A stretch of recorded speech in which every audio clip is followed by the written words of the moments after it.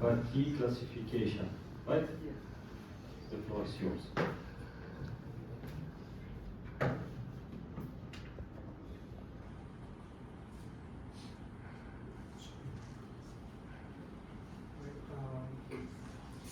So, hello everyone.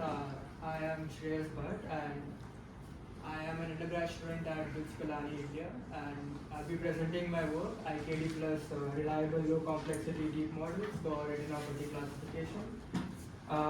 This work is a collaboration between APPCAIR, the AI lab at Pilani, TCS Research, and UNSW Sydney. So this would be the overall outline of the talk. I'll go over the motivation for this particular problem, the challenges we wanted to address, the previous literature review, the solutions, our procedure, that is the IKD plus, the data set we are evaluating on, the metrics we use for evaluating a model, the results, and finally the conclusion. So the main motivation for this particular project was to create a bridge between patients and medical professionals by creating a system that can be deployed on a mobile phone or a low latency device that could potentially take in images from the patient and have like a confident prediction by the AI model that will help the doctor in making further evaluations and diagnostic.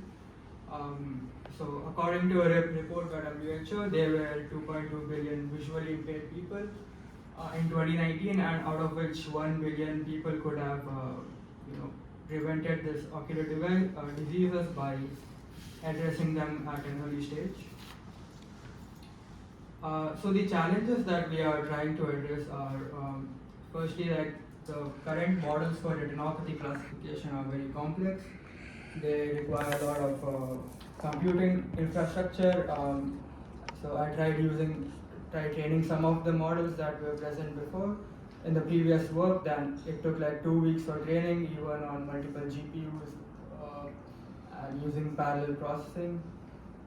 And in general, like, the reliability of these models are very low, even though the accuracy is very high. Like, as you can see from the reliability diagram over here, like, we had implemented an ensemble approach of different models, and you can see, although like the aggregate accuracy is very high, the confidence in each bin is very low.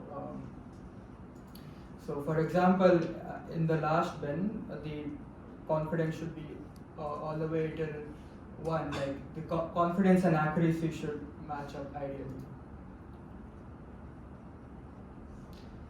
So some of the solutions that were in previous literature use ensemble methods majorly, and you can see like there are a lot of res nets, inception V3s, dense nets, and these have a lot of parameters, especially like if you club them up in an ensemble approach, like, and after doing like 5 cross validation, and ultimately you have 30 models for each of the class predictions. So there were like 30 classes in the data set, and they created a model for each class prediction. And as like a side point, this is a multi-label classification problem. So I think that was the rationale behind creating a classifier for each class. And the takeaway point here is that creating like a hodgepodge of all these high complexity models will create a lot of issues in training, in the sense that you can't deploy it in real world applications.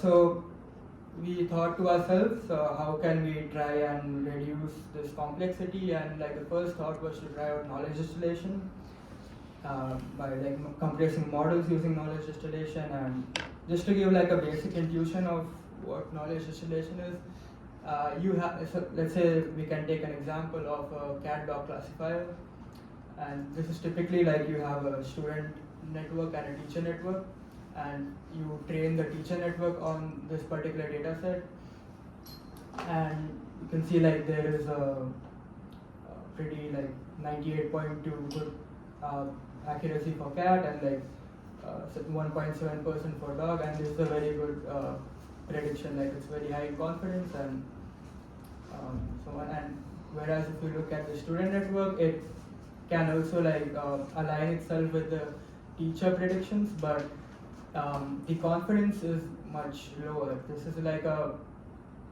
typical problem in knowledge distillation, is that although the student can align itself with the teacher predictions, but it can't replicate the confidence of the teacher network. So ideally we would like to crank up this number to much higher and decrease this number, and some common approaches that people use are to add in a temperature scaling term to smoothen out the probability distribution of the teacher network, and hence the student predictions are much more confident in particular classes, in this case cat and dog. So this is like a complete overview of our procedure where we try to address 2 points. One is reducing the model complexity in every iteration and making them more reliable in every iteration as well. As usual, like replicating from the knowledge distillation framework, we have a teacher network and a student network, and if there's a refinement factor operator over here, which we set to 0.5, and every iteration the teacher the student network becomes like the 0.5 of the number of parameters of the teacher network. We drop out blocks from the teacher network. In our results we can see what type of architecture we use, and then we get the teacher logits and the student logits, and we try to use calibration sensitive loss to align the teacher predict logits and the student logits, and also like carry out the task specific loss. So this is the loss function. Essentially we have like temperature scaling loss function and a Plath scaling loss function, and so this is like a weighted average between the KL divergence between teacher logits and the student logits, and the task specific loss, the task specific loss, which is cross entropy loss over here. And this is a very common loss function. Even in the original paper on knowledge distillation by Jeffrey Hinton's group, they use a similar sort of loss function, but over here we use we set the temperature as a learnable weight, which is optimized on the validation set. And similarly, for Plath scaling, we have like the W weight matrix, which is optimized on the validation set. So the intuition here is every iteration, the student size is the half of the teacher size, which is performing the model compression part.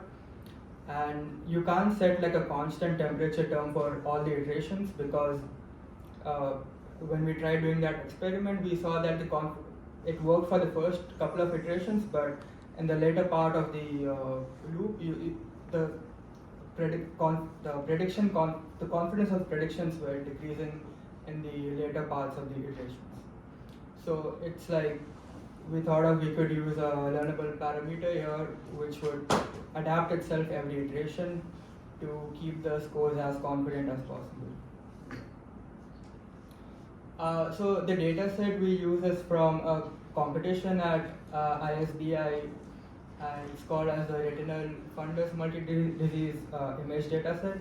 I won't go into too much of the details about the classes over here, but they have 3,200 images captured using 3 different fundus cameras.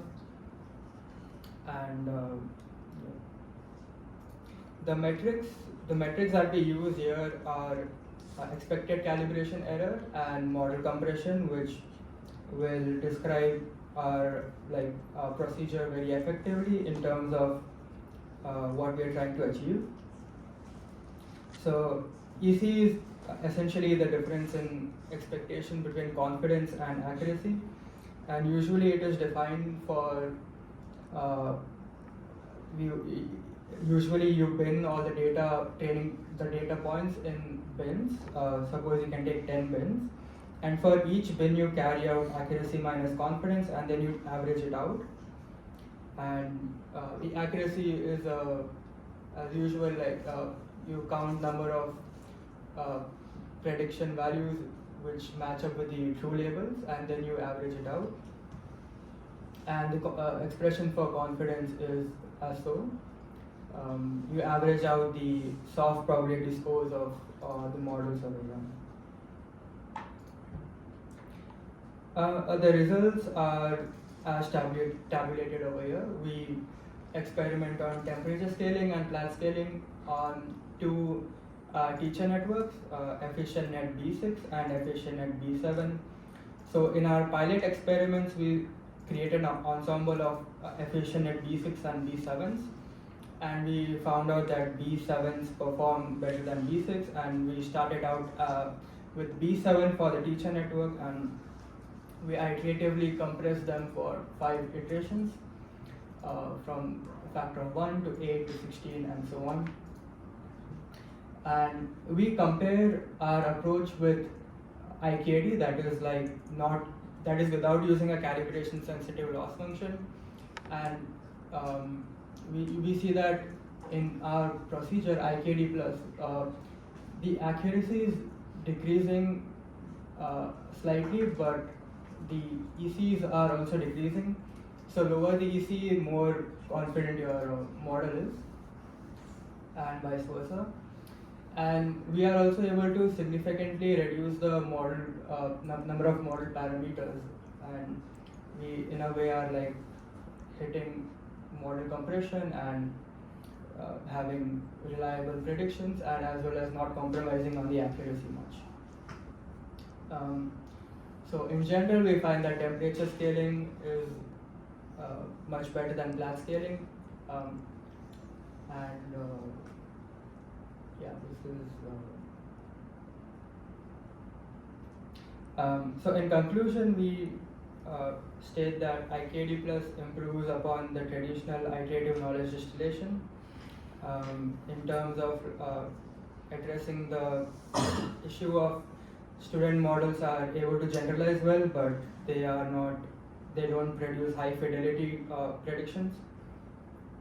We do have accuracy and reliability gains as compared to previous work, and this in overall is an efficient way of carrying out things. These are the references, some of the references for our work. I'd like to acknowledge IEEE SPS for this particular conference and making me a student volunteer and trying to help me in my work career as a researcher. The CS department and the AI Institute at Pilani, and SADL is Society for Artificial Intelligence and Deep Learning. It's a student-run club in my college, and we have a library for carrying out knowledge distillation very easily. Like you just plug in your teacher network, and you can, carry out knowledge distillation in your logits or feature maps. I think so far. If you scan this QR code, you can probably find my paper for more details about the method and the results as well. I'm happy to take any questions. Thank you for the presentation. Thank you. Any question?